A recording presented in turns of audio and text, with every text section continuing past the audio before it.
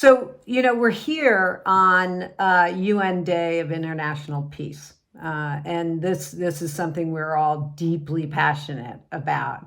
And we often think about this in the context of countries or war-torn regions around the world. But it is something we steward in our organization, peace, and we need to. How would you describe peace in your organization and in the organizations that you consult to? Siri, let's go with you first. I think peace starts from within us all, first of all. I think we all know that when we are at peace from within, we are capable of so much more. And if we are encouraging the well-being of everyone within the organization, if we are encouraging each human to find that peace from within, we then are changing the entire landscape of the organization. But in that, I think it's, creating a culture of honoring one another, of listening. We all as human beings, when we feel seen, when we feel heard, when we feel understood, we feel empowered and able to do anything, achieve anything. So how can we create a culture in our organization where everyone feels seen and heard and understood and appreciated?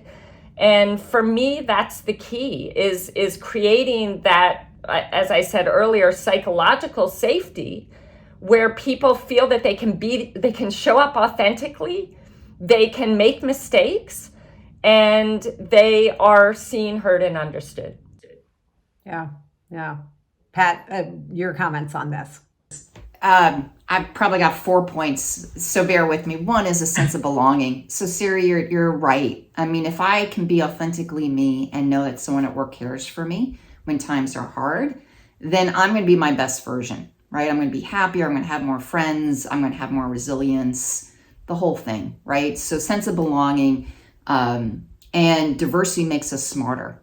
That's a fact. So the more diverse points of view in the room, virtually or physically, I'm going to be on my A game. I'm going to be thinking differently because Siri, you have a different background than I do, and Christy the same, and we don't have pattern recognition. So I'm going to be way more active in my listening skills, thankfully. And I can be vulnerable and say, look, I've never walked in your shoes. I'm perfectly imperfect. I have purpose. Together, we're going to be really, really powerful. So that's one thing. I really strive to create those belonging moments, and I've written about it. I studied it. I'm still a student of it. And then from a practical standpoint, from a corporation point of view, we use things like the employee resource groups, bringing together communities with psychological safety, getting their points of view, helping them help guide the business, and being more thoughtful, taking my blinders off.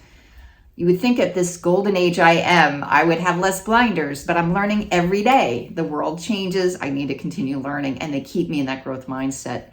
The second thing is the ESG, right? The work that organizations are doing to impact the communities in which they live. I know that when you give to the world, you get, right? I know when you give that small step of care to someone else, you actually get a lot in return. And giving that momentum in an organization feeds that soul. And then really, hate to say it, hold you accountable to those values that the organization says. And there's cost. Either you believe in my values and you'll walk the hallways virtually or otherwise the right way. And if you don't, you have to leave, either on your own terms or on my terms. But you have to create a culture that is safe, right? And holds people accountable to those things. Still being uniquely you, but treating people fairly and carefully and with respect. Can I add to that, Christy? Yeah, please jump in.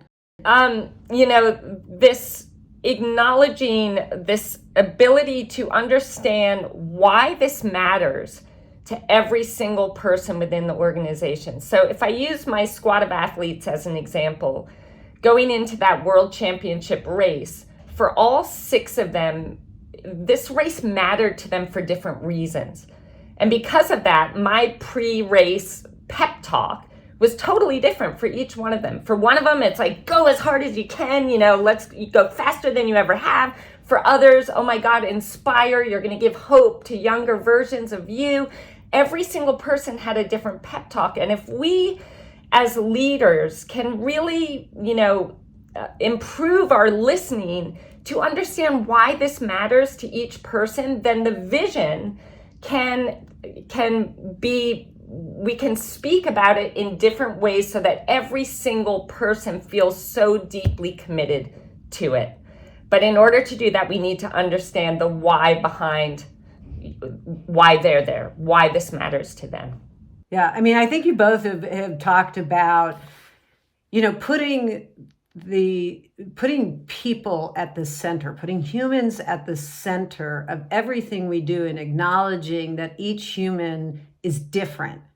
That takes emotional, mental strength and endurance as leaders in organizations.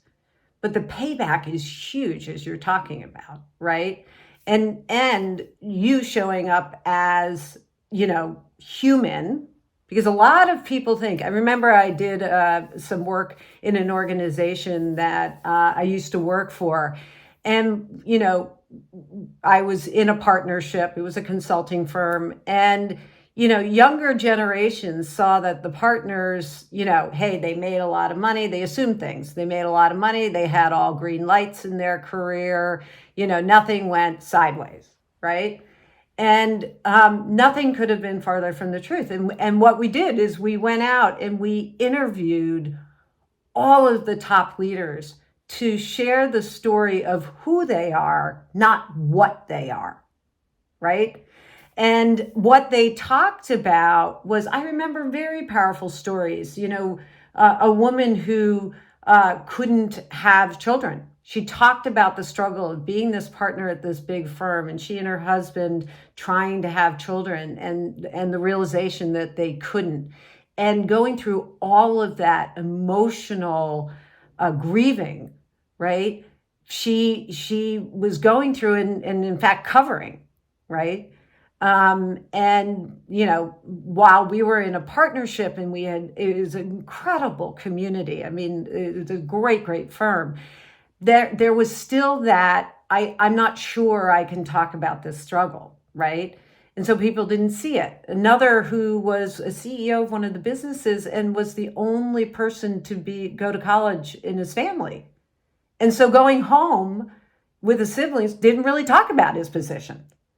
And, so really acknowledging what you're both talking about, that we are all human, and we can't make assumptions that life is grand just because we hold a certain title or position. But there is responsibility in that title and position, and that is to draw out the human.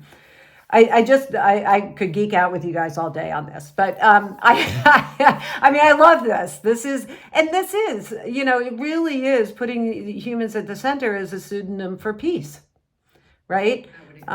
Yeah. So say more about that, Pat. Yeah, I just want to add something that I learned through a mistake. All my great learnings are through big mistakes. So I realized that to really inspire and influence a team, functionally, cross-functionally, et cetera, they had to know the human, not the title. And I'm an introvert. I need to power down for 30 minutes. I need to eat by myself. I don't socialize if it's not structured. I'm a weird bird, right? And so you can miscue me if you don't know who I am. And I realized that I was not inviting people into who I was. And so I intentionally did a 360, a false one. I only interviewed like 10 people that I knew I was rubbing the wrong way. Like, what's wrong? Can you just talk about what a 360 is? Because some of the audience members. Sure. It's a coaching tool that allows you to see the perception people have of you. And perception's a fact, right? You may disagree with their perception. You may not like their perception, but it is valuable to know how you are being perceived. And so I had, my personal scorecard. I mentioned that earlier, Christy. And I didn't think I was living to it. And so why wasn't I? And I realized I never showed them who I was. And so I went out one week, 2 people a day, and reintroduced who I was. I was a new mom. I was learning, and my kids were 14 months apart. I was struggling with a little postpartum depression. I was trying to figure out how to work and travel and care for my family. I'm an introvert. I care about this. I'm dyslexic. I have to process longer to learn certain things. I don't do math in my head. It's got to be written like here I am, and I'm a little bit shy too. And so people are like, oh my gosh, I didn't see that in you. When you ate by yourself, I didn't think you liked me. When you didn't do the following. And I'm like, you deserve to know who I am, not what my title is, because that's really what matters. And now when I introduce my team and others, I introduce the human, because my titles pretty much stayed the same for a while now, but the human is really what you go to. It's the impact. Managers have more impact on our mental health than our primary doctor. Equal amount of impact than your partner. So if you don't know the human, get to know the human. To your point, Christy, super important.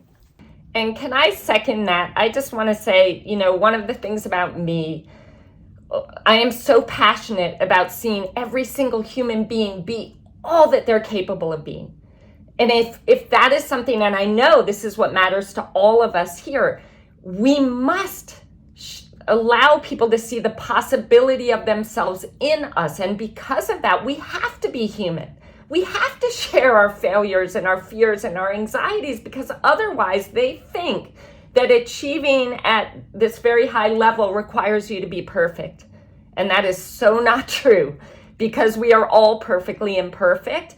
And so to inspire and bring out the very best in every single human being, it is our responsibility to show up truly as the human that we are.